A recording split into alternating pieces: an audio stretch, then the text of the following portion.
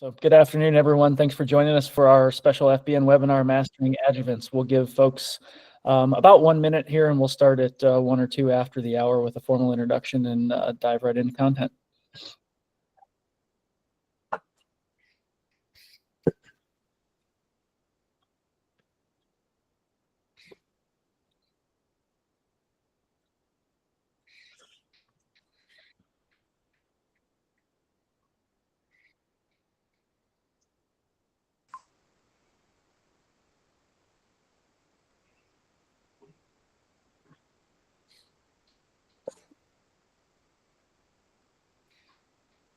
Good to see people still piling in. Some good today.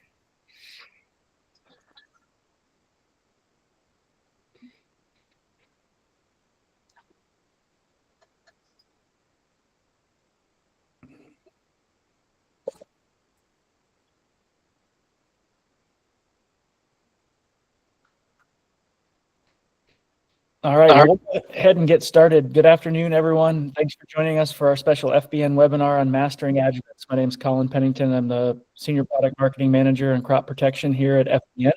I'm glad to have, looks like we've got, we're approaching 75 folks on the call today, and look to see that number grow as we go. So before we get into content, just a couple of housekeeping items. Number one, we are recording this call. So for those of you that are attending, you will get an email in the coming days after the conclusion of the meeting, and we've had a chance to wrap up the recording. So you'll have a chance to access this content outside of just the webinar today. And then also, Mitch, if you go to the next slide, as it relates to questions, we will have a Q&A session at the end. Everyone is currently on mute. We have the ability to handle questions a couple different ways. The first being, if you have a question at any point throughout the presentation, please feel free to add it to the chat. That feature is at the bottom of Google Meets, whether you're on your phone or on a computer or tablet device. Additionally, there is also a little feature at the bottom. There's a button that looks like a hand raised, just like this. When we get to that Q&A session, feel free to, we'll ask folks as well to raise your hand. And we can also facilitate taking you off mute if you'd like to ask the question live. But again, if you don't want to, that's perfectly fine. You're welcome to use the chat feature as well.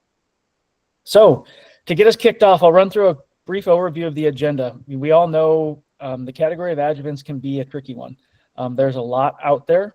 There's a lot of different adjuvants that do a lot of different things. And so we're going to take some of the stuff head on today as we really talk through, what are the core problems that adjuvants are helping us solve? And how do they work?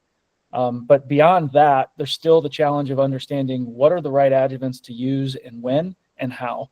And so we'll dive into some of that as well, and then get into some digital exploration as it relates to tools at FBN to how to guide you through this process in terms of figuring out what to purchase, what you need to go along with the products that you're purchasing, and help make those decisions a lot easier as we move throughout the course of the season.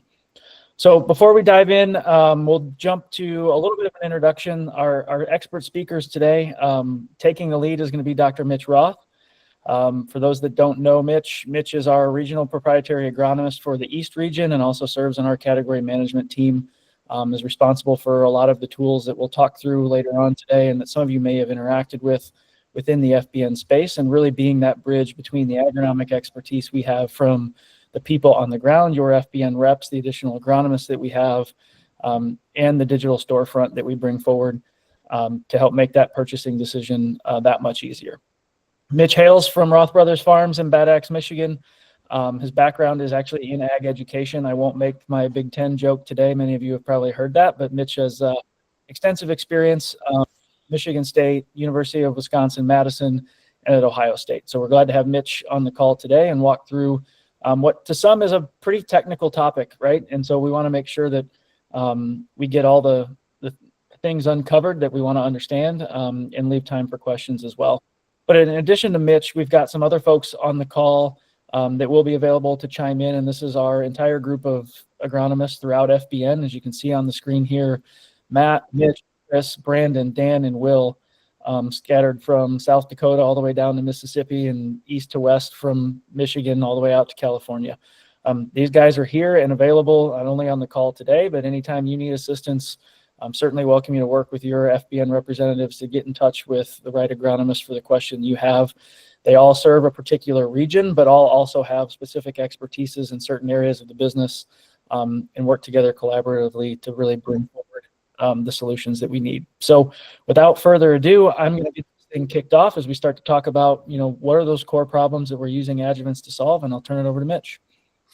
All right. Thanks, Colin. Appreciate the introduction. And hello, everyone. My name's Mitch, and we're going to talk about adjuvants today. I'm very much focused on problem solving as part of why I like being an agronomist, is because oftentimes we get faced with some of the most challenging problems and questions that farmers are facing. They bring them to us, and then we get to work hand in hand and help solve that problem together. And adjuvants are a big part of problem solving when it comes to pesticide application. So what problems am I talking about? Well, we kind of have to start from the beginning, right? Whenever you buy chemistry, whether it's a pesticide or an adjuvant, right, comes in a jug or a tote. And that product takes a very long journey from the jug all the way to the leaf or soil surface where you're trying to apply it. And along that journey, the chemistry is exposed to a lot of different conditions, right?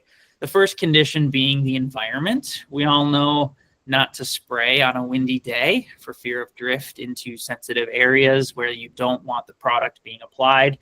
But temperature, humidity, moisture can all affect the chemical performance as well, right? Some other conditions that the products are exposed to are the equipment. Everyone's got different equipment and even different conditions within that equipment, right?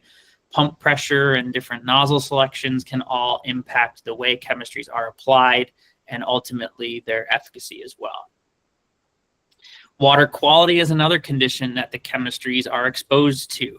If you have hard water, you probably know what I'm talking about. These are the positively charged ions, calcium and iron, that can tie up different chemistries. That's the first thing that our chemistries are exposed to when we're trying to prep them for application, is mixing them in with the water, right?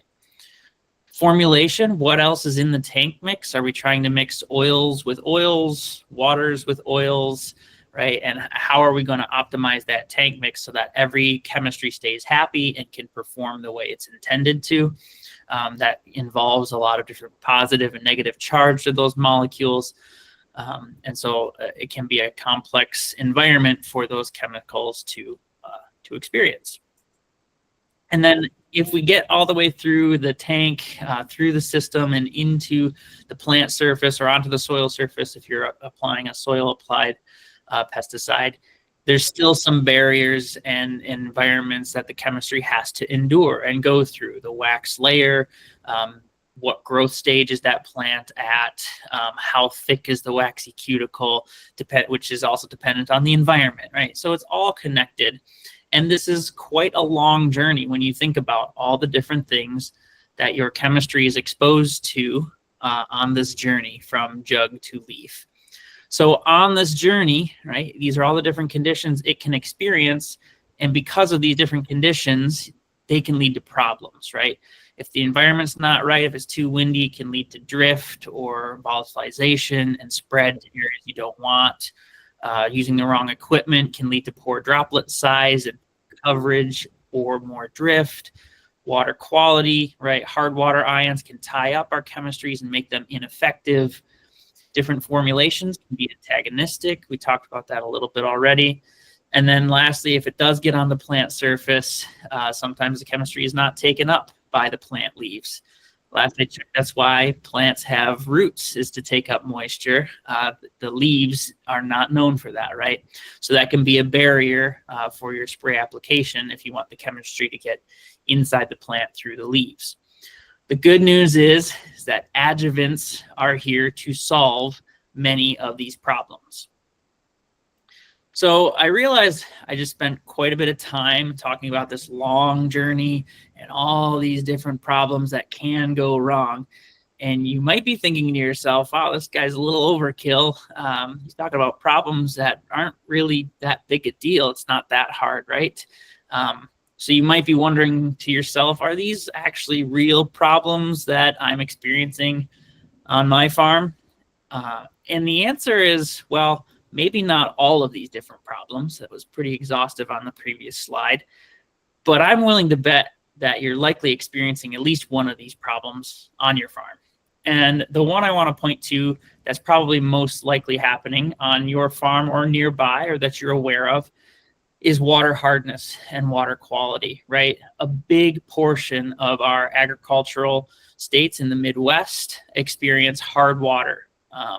And then other pockets throughout the United States also experience this. So hard water contains those positively charged ions like calcium and iron. And a lot of our heavy hitting, most commonly used herbicides are negatively charged, right? Glyphosate, glufosinate, 2,4-D. And just like a magnet with a positive and a negative end, right? These chemistries, when they come together, are going to try and interact like the way a magnet does. And when they're interacting, that can actually prevent the chemistry, the negatively charged chemistry, from doing its job properly. So you may not know whether your water is hard, or you may have learned the hard way that you've got hard water. pH can also vary quite widely. As you go further east, water tends to be a bit more acidic, and further west, it tends to be a bit more basic. There are pockets and exceptions throughout as well. But the number one call out to optimize the use of adjuvants is knowing what water quality you're dealing with. So it's the first step in any spray application is know your water. And I'll ask you the question, when was the last time you tested your water? Water can change over time, not drastically within season necessarily, but over the course of 3 to 4 years, especially under excess moisture or drought conditions, your water source can change. So recommend getting your water tested if you haven't had it tested in quite a while. All right, so we talked about all the problems that can go wrong on the journey from jug to leaf that our chemistries go through. So how exactly do adjuvants solve these problems? How do they help? So at FBN, we like to talk about these adjuvants as falling into 3 major buckets. Adjuvants will either help the mix, the tank mix, help keep everything happy. It'll help the application process to put the product right where we want it and keep it there. Or lastly, it'll help the performance of the chemistry that we're trying to apply. And that usually deals with getting into the plant tissues of the weeds that we are trying to target. And the fourth bucket being some adjuvants are multi-purpose. They can help with the mix and the application and the performance. So they're kind of all-in-one adjuvants. So when we talk about adjuvants that help the mix, these are our water conditioners that, for people who deal with hard water, you know what I'm talking about. AMS is a most common water conditioner out there in the ag market, but they can also include defoamers, compatibility agents if you're mixing your pesticides with fertilizers, for instance, and then tank cleaners. It's important to clean out the tank thoroughly in between applications, especially if you're changing from one tank mix to another or applying on one crop versus the next crop. If you don't thoroughly clean the tank, you can run the risk of damaging the next crop you're about to spray. The application bucket, these are adjuvants primarily revolving around drift and volatilization. So keeping the product from drifting over a fence line or into your neighbor's field or into a watershed or a neighbor's yard, putting the pesticide where you don't want it, right? We want to prevent that drift at all costs and volatilization as well. There are some newer products in the market as well that help apply the product in the soil and keep it there, a soil retention adjuvant. Those are growing in popularity as well. So those would fall into the apply bucket. The third bucket being the performance ones. These are your activator adjuvants, the spreaders, stickers, wetters. You've probably heard those words used before to describe adjuvants. And you've probably also heard the NISs, the non-ionic surfactants, crop oil concentrates or COCs, methylated seed oils, MSOs. Those are the 3 big ones. There are some hybrids as well, like high surfactant oils and so on and so forth. But these are the ones that really help make a difference at the plant surface, and really help the chemistry perform at its best. And then obviously some all-in-one adjuvants too. If you're someone who likes convenience and you just want your adjuvant to do it all, there are some options out there where an adjuvant can do many things. I won't say it can do it all, because there's a lot of things that can go wrong, and there's no one silver bullet that can fix everything. But there are definitely adjuvants that can help solve more than one problem at a time. So these are the big buckets that the adjuvants fall into. And at FBN, we have a pretty thorough lineup of adjuvants available at fbn.com. A lot of people don't know that we have adjuvants for sale. We do. We've got water conditioners, we've got drift agents, we've got performance adjuvants, surfactants, crop oils, MSOs, and a pretty good suite of multifunctional adjuvants too, including the new product called Sizzle. If you haven't heard about it yet, it's our new burn down adjuvant. So these are the products that we sell, but far and away as an agronomist, the questions I deal with the most surrounding adjuvants is around this bucket, the performance bucket. So the surfactants and crop oils and MSOs. What's the difference? What do they do? Which chemistries need which mode of action or which functionality, which adjuvant? How do I keep it all straight? So for the remainder of the webinar, we're going to talk mostly about the surfactants and oils and what the difference is. But to do that, we've got to take a little bit of a step back and review our leaf anatomy, plant biology 101 here. But if we were to take a leaf and turn it on its side and be looking the long way down, that's kind of the view of the leaf that we're looking at here right now. So I tried to label it as best I can. This would be the top of the leaf and the bottom of the leaf here. The first layer from the top down of the leaf surface is this waxy layer, technically called the cuticle, okay, and that's represented by this gray line. The next layer of the plant surface is the outer layer of actual plant cells, technically called the epidermis, and that's denoted by that thick green line. And then the third layer is the actual interior plant cells. So a combination of different types of mesophyll, but generally called the mesophyll cells, okay? And then right down the middle is the midrib, or the mid-vein on any leaf. And this is enriched in xylem and phloem to let water go from the roots up to the leaves and for sugars to flow down from the leaves down to the roots. So that's our leaf anatomy 101. And the point being that if this is what is in our fields, our plants full of these types of leaves, and we're applying a pesticide, the goal that we have to keep in mind is to get the herbicide into the interior portion of the plant. You might be thinking there's only two layers, the waxy cuticle and the epidermis. How hard can it be? But it can be pretty hard, and that's why surfactants and crop oils exist, and that's why they help. So how do we overcome that first layer, that waxy cuticle? Because that is the biggest barrier to chemical entry into a plant. We can use a surfactant, right? So water is hydrophilic, which means it likes itself. And because it likes itself, it's got a naturally high surface tension. That's why it forms beads whenever it's on a surface that does not absorb water. Wax, on the other hand, is one of those compounds that doesn't absorb water. It's hydrophobic, so it likes to repel water. So if you have this combination of a water droplet full of herbicide and a waxy hydrophobic surface, you're going to have that water droplet bead up and not spread very far over the plant surface. And if it's not spreading very far over the plant surface, there's only going to be a few herbicide particles that will have exposure to the plant itself and actually have a chance to wiggle through the cracks in the waxy surface and get into the plant. A lot of the chemistry is going to be distributed throughout the droplet that is raised above the surface and not actually exposed to the plant itself. And that's where surfactants can come in. So surfactants are spreaders and wetters, right?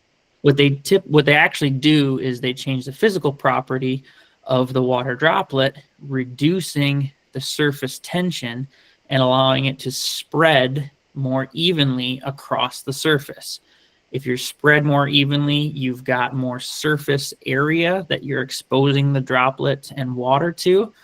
Therefore, more of the herbicide particles are going to have a chance to wiggle through those cracks in the waxy layer and get into the plant to actually do its job of disrupting plant biology and killing a weed, right? That's the ultimate goal. So this is a nice cartoon, demonstration of the concept of what surfactants do, but this is backed by science, and we've got some cool pictures to help demonstrate that. So these are pictures of treated soybeans. On the left-hand side, these soybeans have been treated with a tank mix that contains a fluorescent dye and an herbicide. That's it. The fluorescent dye will glow green, and that allows us to see how good of coverage we've gotten on our plant surfaces.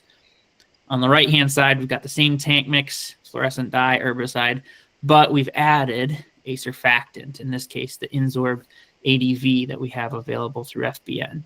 So looking, passing the eye test here, you can see the picture on the right clearly has more green fluorescence, demonstrating that the water that has been sprayed, same volume over all of these, but the water that's been sprayed has stuck to more of the plant surfaces when it has that surfactant, demonstrating proof of the concept that surfactants help spread and wet the plant surfaces. And we can zoom in a little bit too and just see some individual leaves here instead of whole plants, but the same concept, right? That fluorescent dye, there's much more of it visible when you have a surfactant in that tank mix as well. So because you're getting more spreading, more likelihood that that herbicide is going to get into the plant. So surfactants can be a really important tool in overcoming that waxy cuticle by spreading and wetting. But the other strategy is using crop oils. And so oils lead to a similar end result by helping chemistries get into the plant, but they do it a little bit differently. So if we review the waxy cuticle again, that cuticle is made of a compound called cutin, but regardless, the wax is oil-based. And there's this concept in chemistry where like dissolves like. And this is why water-soluble compounds will dissolve in water. Oil-based compounds will dissolve in oil, but oils and waters don't mix really well, right? Unless you've got other products in there to help them mix. So using an oil adjuvant can actually help break down that waxy cuticle. And therefore, it can help shuttle these herbicides into the plant by passing through that waxy cuticle. So we've got our schematic diagram up here again.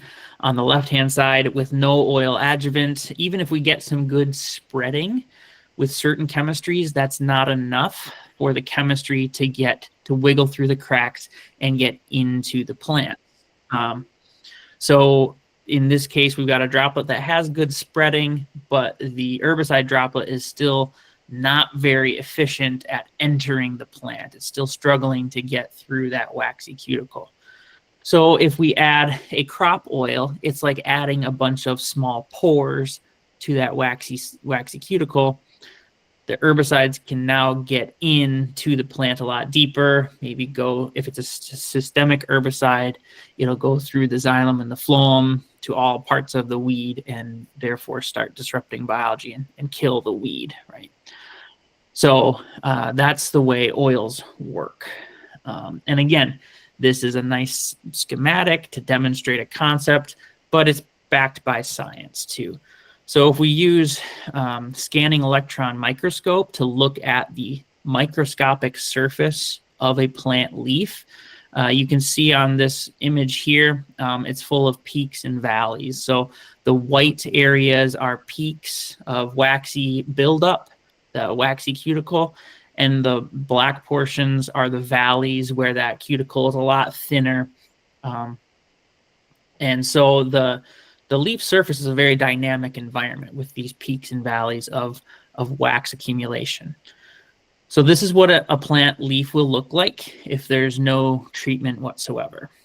Using a crop oil and then looking at it with a scanning electron microscope, you can see that there's certainly a lot more black, suggesting that we've removed a lot of the waxy cuticle, and what is left behind is aggregating together into some stronger peaks. But overall, this has removed a good portion of the wax that was there.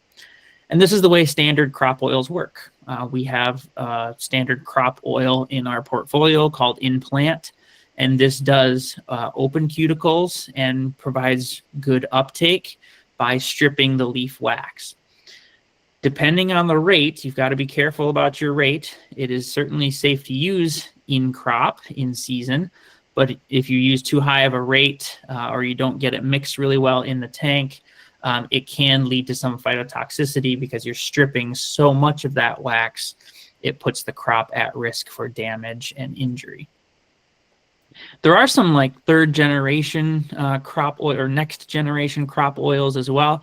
We have one of those in our portfolio as well. We call it In-Plant ADV. This opens cuticles and allows some really good uptake as well, but doesn't have as much phytotoxicity. And here, looking at the leaf surface under an electron microscope, we can see why, right? Compared to no treatment, we certainly have a lot more black, meaning we've opened up pores in that waxy cuticle, but we've left a good chunk of the waxy cuticle intact enough that we can let the chemistry get inside and the plant can recover and fill in those gaps a lot more efficiently. Therefore, it won't have any phytotoxic effect. And so, this is the way standard crop oil works and the way our next gen crop oil works. But overall, we take a lot of pride in the quality of the adjuvants that we have in our portfolio, because let's say you've gone through your homework to pick the right adjuvant for the tank mix you're going to use, and you try and find the cheapest one you can find. There's a good chance it's a poor quality, and quality can make a big difference. Even if you've chosen the right category of adjuvant, quality makes a big difference too. So here we're again comparing our in-plant crop oil compared to a low-cost crop oil. And when you first add that product to the tank, or in this case to the bottle of water, you can see the oil and the water don't want to mix at all right away, which you would expect. But with special formulations, you can get that oil to mix in. And right from the start, you can see that the emulsifiers in our product will help blend that product together. You can see it starting to dissolve already. You know, regardless of the initial addition, you're going to agitate your tank. And so what does that look like? With a low-cost crop oil, you can see it has spread together and mixed together. You can still see a pretty thick layer of oil right up at the top. And in certain conditions on certain screens, you can actually see there is, you can see through the bottom of this as well. Again, suggesting that even rigorous agitation doesn't always get even spread and even mixing throughout the tank. Whereas, you know, as much as I've scrutinized these photos, I have yet to see any place I can see through this one. Our product mixes really well in water. And then after 60 minutes of letting it sit there, you can, again, now it becomes even more clear. The low-cost crop oil has a thick layer of oil on the top, and you can see through the jar at the bottom, suggesting you don't have equal distribution of the crop oil throughout the tank compared to a high-quality crop oil.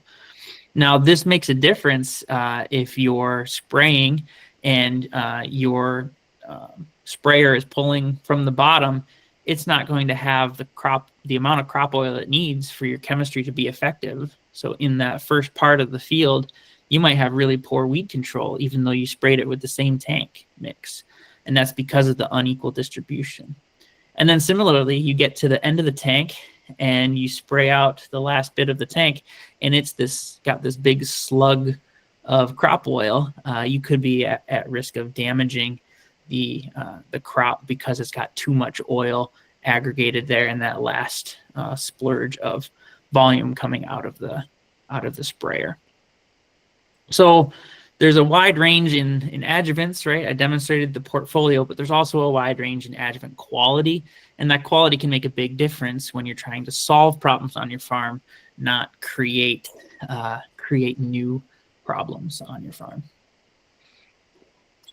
And this is a shout out to Chris O'Hare, who sent this video in. Quality matters as well. So compared to a competitive crop oil, this was out of Montana, the deep freeze they just experienced. Competitive crop oil is frozen almost completely. In our in-plant product, a bit of separation that would go away with some simple agitation, but that low-cost crop oil freezing solid like that suggests there's not much oil content in that to begin with. It's mostly water, which is why it froze. So if you're concerned about storage as well, right, that would be a headache to have. But with our product, maybe mitigates that risk a bit more because of the quality. And last but not least, if you're talking about adjuvants, right, you're also likely going to have a defoamer, a drift control agent, compatibility agent, and a tank cleaner on the spray rig or near the shop because you need them when you need them, and they're good to have on hand, right? And we have them at FBN. They compare to a bunch of other products on the market. These are your standard go-to utility adjuvants. But if you're shopping around on FBN, don't forget that we have these two, quick and easy to add a case to any cart. So, all right. So we've gone through, right, what types of adjuvants there are and how they work, but how do you know which one to pick, right? That's going to depend on the chemistries you're using and in fact, the combination of chemistries you're putting together in the same tank mix. So how do you know which adjuvants to select? You've got to read the label. It's all right there on the label. I know labels can be daunting, and they're very long and lots of fine print, but the label is the law, and that's where you're going to find the right adjuvant for any product. So using our Willowood glufosinate as an example, if you're planning to use this on corn, you can find in the spray additives section, this wording right here that Willowood glufosinate must be applied with ammonium sulfate at 3 pounds per acre. Okay, so there's your answer. And in that case, you'd want some AMS. We've got AMS at FBN. You can add it to any order as well. But if you look further down on the label, maybe you're going to be spraying glufosinate the next day on soybeans instead of corn. The instructions are a bit different. Somewhere down here, it's going to say that adding ammonium sulfate with Willowood glufosinate may improve weed control. Okay, so that means it can improve weed control, but it's not a requirement to use AMS on soybean applications. So in that case, if you still want to use a water conditioner and it says it may help weed control, you've got some flexibility. You could use standard AMS, or you can use AMS replacement products like Even DR, which is a dry, reduced rate water conditioner. So we compare this to traditional AMS. Its use rate is about 4 times less, or about a quarter of the use rate of traditional AMS, and works really well because it's got AMS and it's also got some other water conditioning products in it. So 2 water conditioning modes of action, if you will. It's a really popular product with our glufosinate in certain applications. Again, you got to follow the label there. It's just an unfortunate truth because they can be hard to read through and a little bit daunting, but the answers are all there in the label. Just one other example outside of glufosinate, if you're familiar with clethodim, maybe you add that to your soybean mix to control your volunteer corn. It says crop oil concentrate all over it because clethodim works so much better with a crop oil. It is a requirement for nearly all applications. And it says always use a crop oil concentrate 1 quart per acre or 1% volume to volume. So 1 gallon per 100 gallons of tank mix volume. So in that case, you'd be looking for in-plant, which is our standard crop oil at FBN. So the answers are all there right on the label. But I'll admit, labels are a pain, right? Labels are the law. We have to abide by them. It is the end user's responsibility to read them and abide by them. But we're here to help. The agronomy team lives in label land. We study these things, and we're happy to help answer questions or dig into it with you and solve these problems with you. And so are the other FBN reps. So let an FBN rep or an agronomist help you make those decisions. And maybe you're wondering, well, I don't know quite who my FBN rep is. Maybe your FBN rep has changed a few times. You can always figure out who to call and what number to call when you're on your account shopping. So I'll point that out. If you're shopping, for instance, for Willowwood Glypho 5, down here at the bottom, there's this little blue help button. If you click on that, you get this little pop-up and it says, hey, your name. Okay, my name's Mitch. What do you want to do? Do you want to connect with a crop protection representative, or do you want to ask an agronomic question? So asking an agronomic question will prompt our artificial intelligence agronomist, which is still learning, right? If you want to talk to a real human, your crop protection representative, you just click on that instead, and it will pop up your representative based on your zip code. So in this case, the zip code I was working under would send me to Tim Bjordahl. I'd be in good hands with Tim. Many of you probably know Tim. There's his contact info, and you could reach out. He'd be happy to help you select the right adjuvant. And if he's unsure, he's got a team of agronomists. He's got one of the best ones, Matt Karen up in the north, that will help you solve that problem of finding the right adjuvant for the tank mix you're trying to put together. Okay, but that's not all, right? Yes, we have real people at FBN who are eager and happy to help, but FBN's taking up a big portion of the digital space as well. So I want to take a moment to highlight some of the cool updates and features on the website to help reinforce and remind you that we have the right adjuvants and we are positioning the appropriate adjuvants to solve the problems that you may encounter with that chemistry. Okay, and so the first step being there's a ton of adjuvants out there, and there's more and more on the market every single day. How do you keep them all straight? Maybe you're brand loyal to one particular adjuvant, but you'd consider trying something new if it looked right. Well, FBN.com and or the app has this feature, the search bar. Just tell us what you're looking for, and we will do the comparisons for you and try and position something that will fill a similar niche or is made with similar active ingredients, and position that for you so you don't have to remember what we call it. We'll tell you what we call it. So for instance, using Class Act as an example, it's a common multifunctional adjuvant. There's actually 2 different formulations of it, Class Act NG and Class Act Ridion. Both of those formulations compare pretty well. They're very comparable to our 2 adjuvants, Evenl Pro and Tether 2.4. So if those look familiar to you and you want to compare, you can click on those and explore a little bit.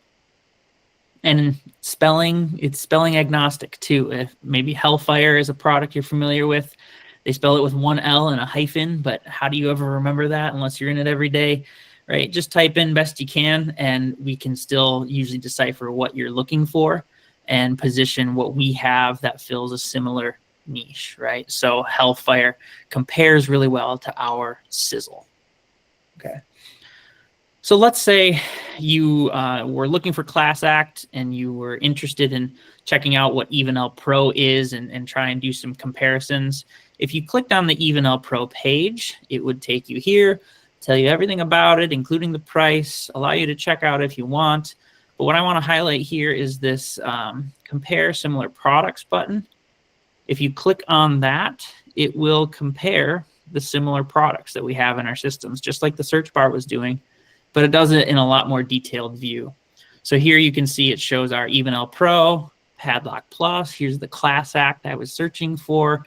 And you can see the category, the active ingredients, and you've now got a wealth of information to make this decision on. Is this Evenl Pro close enough to what you're used to using? You want to give it a try based on what you're seeing, or does it sound too different and maybe you want to still source that class act somewhere locally? That's fine. We're giving you the information to make that decision yourself. And then lastly, if you've been poking around on FBN, shopping around for adjuvants, you're probably also shopping around for herbicides or pesticides. And so how do you remember which adjuvant you need for each individual product? Well, we have a feature now that helps remind you and tell you if it's recommended, required, or suggested, just to help increase performance. And so you can do that. For instance, Willowood Glyphosate 5, if you click Add to Cart right here, if you click Add to Cart, you'll be prompted to say, hey, this works better with an adjuvant. And here are the different adjuvants that are commonly used with glyphosate to help its performance. Water conditioners are helpful for any glyphosate formulation. So that can include standard AMS. It can include our even lineup of reduced rate water conditioners, surfactants, crop oils, and MSOs. If one of those are applicable to this herbicide, we will fill them in here. Whoops. We will fill them in here. And in this case, glyphosate works best with a surfactant. So you click on that, and it will list the 2 surfactants that we carry at FBN. Maybe you want the convenience of an all-in-one water conditioner and surfactant. These products would carry those 2 qualities, water conditioner and surfactant. And then also, if just as a reminder, if you're looking for those tank cleaners, defoamers, etc., they're right there as well. If you want to see which surfactants we have listed here, you can go ahead and click on that, and it'll drop down and show you what those surfactants are. And again, whether it's label recommended or label required to help try and keep you on label, right? We still strongly encourage you to read the label to confirm that you're abiding by the label, but we've got some of these friendly reminders in there to help lead you down the right path and set you up for success. And so that's nice if you've got one herbicide, but if you're building a tank mix with 3, 4, maybe 5 different chemistries, that can get really complicated if the individual product labels are all suggesting different adjuvants or even requiring different adjuvants, right? And so the point of this slide is that we still have solutions for those really complex tank mixes. You can go through this process, or you can contact an FBN rep or agronomist to help work through this with you. But the general process is looking up the individual product requirements and taking note. Does it require a surfactant, a crop oil, MSO, water conditioner, or more than one, right? In this case, if you've got a tank mix that requires a surfactant and a crop oil to keep 2 different chemistries happy and on label, In-Plant ADV meets that need. It is a crop oil that has a surfactant in it. Boom. You can also use Sizzle. It's an oil-based adjuvant that has surfactant properties. Boom. On label. So we have lots of solutions for as many different complex tank mixes as you can get, whether they're 2 adjuvant requirements or even 3-way different requirements, a surfactant, crop oil, and a water conditioner. We'd still have options for you, right?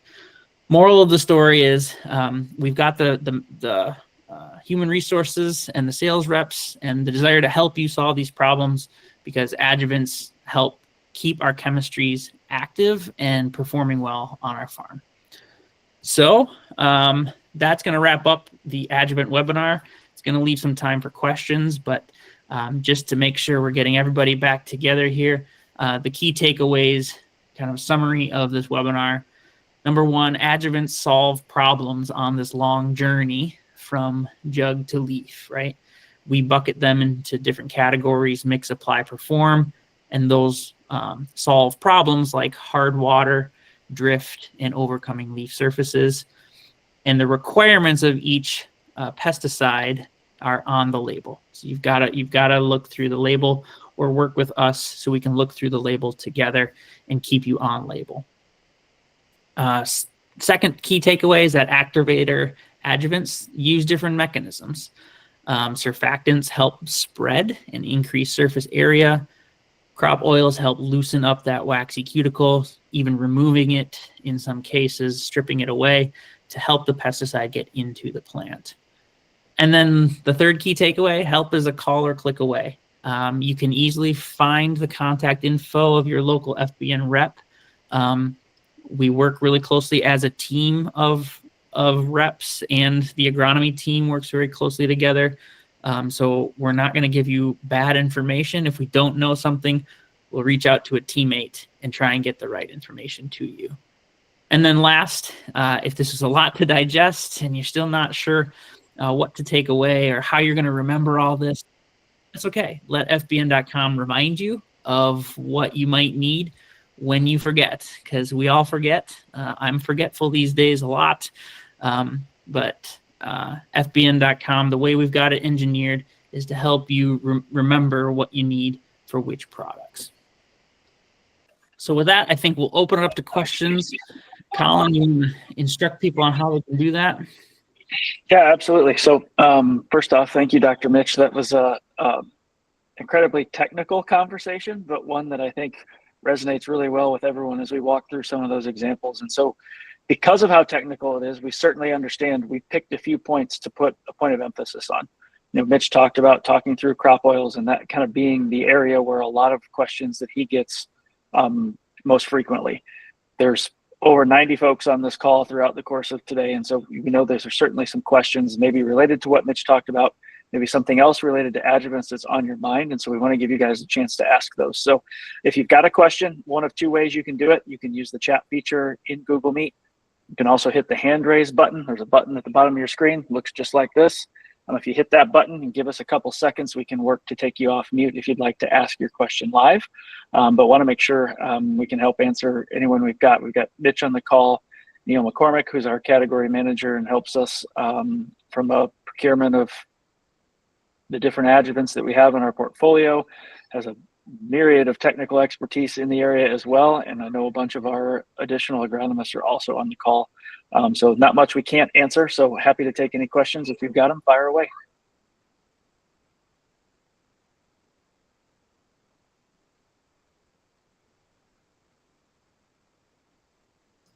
All right, we got a question. Megan, Stephen was first with a hand up. If you can allow him to come on here and unmute himself.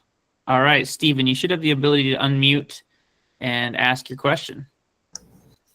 Hey, thanks, guys. A lot of times I hear the talking point, especially from kind of mainline retailers, that like your branded herbicides are already, quote, loaded or already have adjuvants. And is that something you can actually tell based on the label? Or, you know, I have my own skepticism that that's sometimes just a blank talking point to drive people to brandeds.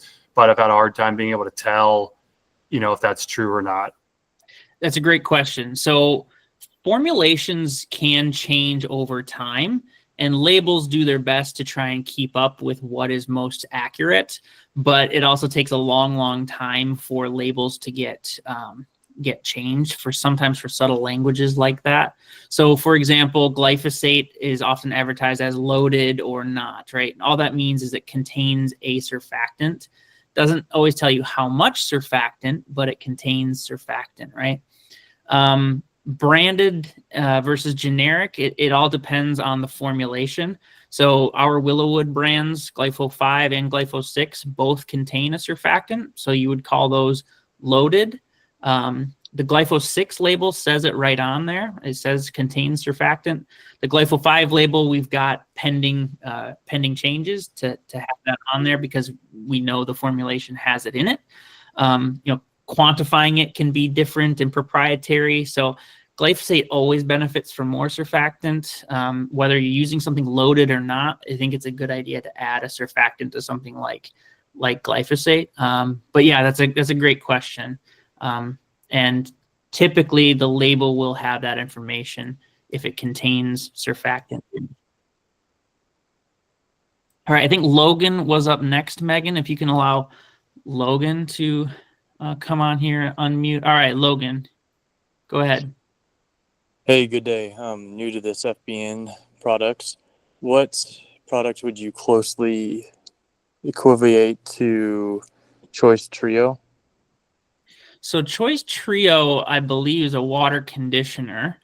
But it's a low use rate water conditioner, right? So I think our Even LR is what we have. Yes, Choice Trio is a liquid reduced rate water conditioner, and that's exactly what our Even LR does as well. So if you're comparing, if you actually go into, I just tested this because I do a lot of the agronomic engineering on the website. I just typed into the search bar Choice Trio, and it was trying to point me to Even LR. So just like I demonstrated on the webinar, if you type in Choice Trio, it'll take you to Even LR, and you can then click on compare similar products. You should be able to compare the active ingredients right there and decide for yourself if you think they're similar enough. But if you're asking me, that would be our closest product to Choice Trio. Okay, thank you. Do you have time for one other quick Sure, one? yeah. Is Sizzle safe on all crops in most situations? That's what we've seen. Yes, we've done some head-to-head competitions with other competitive products in season usage, and we see the same, if not less, phytotoxicity, and it's very minimal. It's usually 5% or less of the crops are impacted by it. Now, I would still suggest using the lower end of the rate if you can for in season, because there's always some risk in an oil-based adjuvant of stripping and phytotoxicity, but it depends on the weather and application volume and stuff as well. But generally speaking, yes, we've seen it to be very safe for in use on crops. Excellent, thank you. Yeah, thanks for the questions. This is great. I think Daniel Graham was up next, Megan. You're wheeling and dealing back there. I know you are. Daniel, all right, you should be able to come off mute now and ask your question.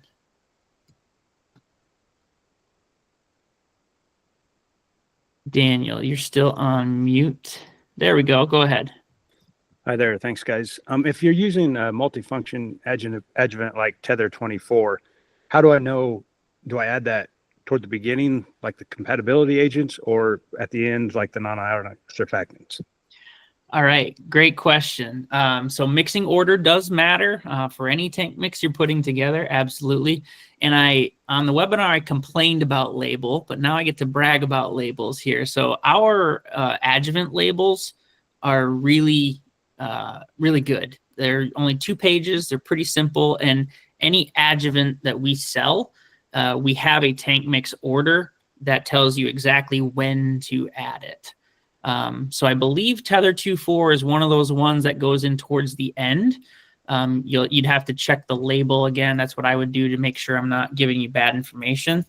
But I need to compare that with each herbicide label, or that trumps those labels. Do you know what I mean?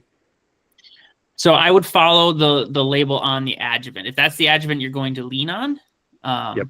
That's the one I would do. And it looks like I did give you bad information. So this goes in actually earlier than most others. It goes in after the dry formulations, but before anything else. Okay. All right. Thank you. Yeah, absolutely. And that's a good example of, right, I didn't know the answer off the top of my head. I know the resources to go find it, but even if it was a more complex question, I'd ask the team of agronomists, because we've got, combined between the 6 of us, over 100 years of experience in the ag industry. So if one of us hasn't seen it, someone else has. Mitchell, go ahead. You're up next. You can unmute and ask your question.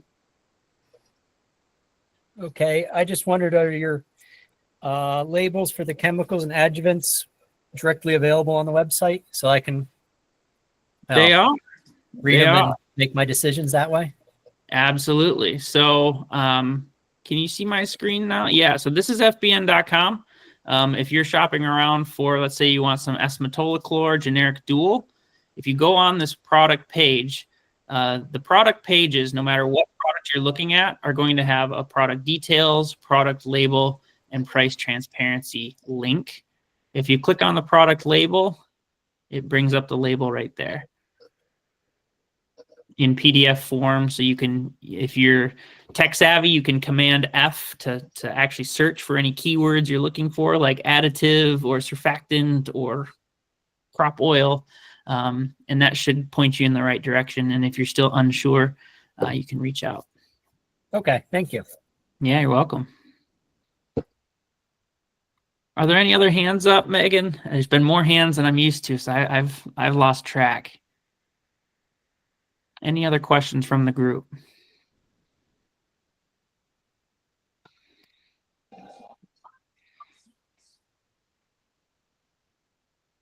All right. Well, it looks like that's it. So again, thank you to Dr. Mitch for joining us today and running through this conversation. Thank you to all of you for the questions. As Mitch said, if you've got questions, please don't hesitate to reach out to your FBN rep. Let us know how we can help. We're here to help from a people standpoint, more hours of the day than we aren't, and from a digital standpoint, 24/7. And so a lot of those resources are there. As Mitch talked about, I think the label example is a perfect one, right? Any information that we've got, including the labels for everything, are always going to be there front and center when you access the store. So always a good place to start, but we're always there to help as well. So again, appreciate everyone for joining. We will share the recording of this presentation as well as any of the relevant materials that we've talked about as a result of the questions and answers in an email to follow. Appreciate everyone being a member of FBN. We look forward to the opportunity to earn your business, and good luck in this upcoming season, and hope everyone has a great weekend. Yeah, thanks, everyone.